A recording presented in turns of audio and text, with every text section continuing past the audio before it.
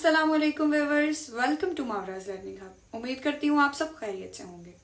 आज बात करने वाले हैं उर्दू ज़बान की चाशनी पर, क्योंकि समझा जाता है कि उमूमन उर्दू दूसरी ज़बानों की तरह एक ज़बान है जिसमें हम अपने जज्बात की अक्कासी कर सकते हैं या दूसरों से बातचीत का महज एक ज़रिया है, जबकि ऐसा नहीं है। आज हम माशरे के फरसूदा अकायद और नज़रियात को तब्दील करने पर बात करते हैं। उर्दू ज़बान एक बेहद मीठी और खूबसूरत ज़बान है। अगर ज़बान का इंतखाब सही तरीके से और सही मानी से किया जाए और अपनी बात दूसरों तक सही तरीके से पहुंचाई जाए तो ऐसा हो ही नहीं सकता कि उस बात में असर ना हो।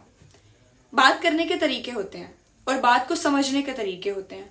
हम दूसरों को बात कर देते हैं, इस चीज़ में हमें अंदाज़ा नहीं होता कि दूसरे उस चीज़ को किस तरह से गेट कर रहे हैं, या उसको पॉजिटिवली ले रहे हैं या उसको नेगेटिवली ले रहे हैं।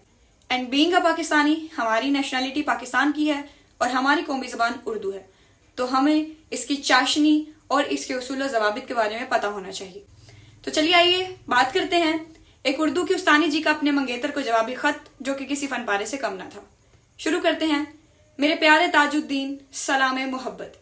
तुम्हारा इमला की गलतियों से भरपूर मरासला मिला, जिसे तुम बदकिस्मती से मोहब्बतनामा कहते हो।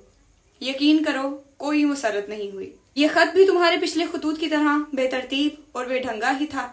अगर खुद सही नहीं लिख सकते तो किसी से लिखवा लिया करो। खत से आधी मुलाकात होती है और तुमसे आधी मुलाकात भी इस कदर दर्दनाक होती है कि बस।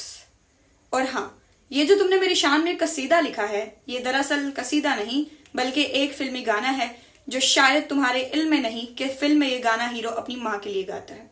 और हाँ सुनो, पान कम खाया करो। खत में जगह जगह पान के धब्बे साफ नजर आते हैं। अगर पान नहीं छोड़ सकते तो कम से कम खत लिखते वक्त हाथ तो धो लिया करो।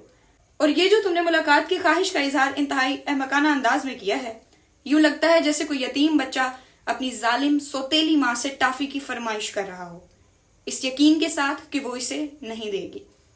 एक बात तुमसे और कहनी थी कि कम से कम अपना नाम तो सही लिखा करो। ये ताजू क्या होता है? ऐसा लगता है जैसे किसी कसाई या दूध वाले का नाम हो। मुखफ़फ़ लिखना ही है तो सिर्फ ताज लिख दिया करो। आइंदा खत एहतियात से लिखना, इसमें कोई गलती नहीं होनी चाहिए। आखिर में तुमने जो शेर लिखा है वो तो अब रिक्शे वालों ने भी लिखना छोड़ दिया है। ओह मेरे खुदा, मुझे डर है कि तुमसे इश्क का ये सिलसिला कहीं मेरी उर्दू ना खराब कर दे। बस यही कहना था, फकत तुम्हारी बानो। खैर व्यूअर्स, ये था जवाबी खत। उर्दू ज़बान की चाशनी और उसको खूबसूरती से लिखने का अंदाज़ा तो आपको हो गया होगा।